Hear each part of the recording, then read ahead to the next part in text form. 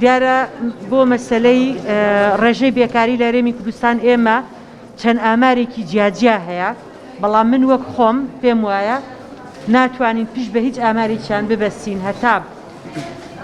ببورن، هەتا سەرژمێریەکی تەواوی دانیشتویان نەبێت،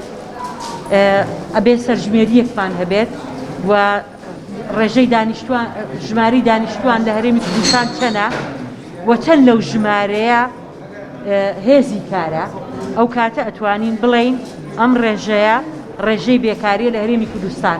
بۆیە من بۆ خۆم پێم وایە ئەوانە هیچی ناتوانین پشتی پێ ببەستین، بەڵام بە دڵنیاییەوە ڕێژەی بێکاری لە ئاستێکی باشانیە، بە تایبەتی لە دوای بڵاوبوونەوەی کۆرۆنا و لە دوای قەیرانی دارایی ئاستی بێکاری لە هەرێمی کوردستان بەداخەوە بەرز بۆتەوە و گەنجەکانمان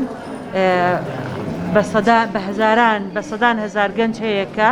ئێستا هیچ کارێکی دەست ناکەوێت کە ئەمە ڕێژەیەکی مەترسیدارە. ژمارەیەک زیندانی هەیە لە چاکسازیەکانی ئێمە لە سلەیمانی و لە هەولێر کە داوا کراوە، دیارە هەرێمی کوردستانی چەند زیندانێکی هەیە لە کۆماری ئیسلامی ئێران داوایان کردووە کە ئاڵوگۆڕیان پێ بکەین. دیارە ئەمە کۆمەڵی ڕێکاری یاسایی ئەوێت و ئێمە ڕەزامەندی بە ڕێسەرۆکی حکوومەتمان وەرگرتووە لە چەند ڕۆژی داهاتووە بە ڕێکاری یاسایی ئەوانە ئاڵوگۆڕ پێەکەین بە نوێنەرایەتی وەزارەتی کاری ئێمە و بە نوێنەرایەتی وەزارەتی کاری کۆماری ئیسلامی ئێرانی. ئەو کەسانە خەڵکێکن کە حکم دراون، جا مادەکانیان جیاوازن، هەموو جۆرە مادەیەکی تایە. ئێمە سەرەتا 65 میلیۆن دینارمان وەرگرتووە کە بەشی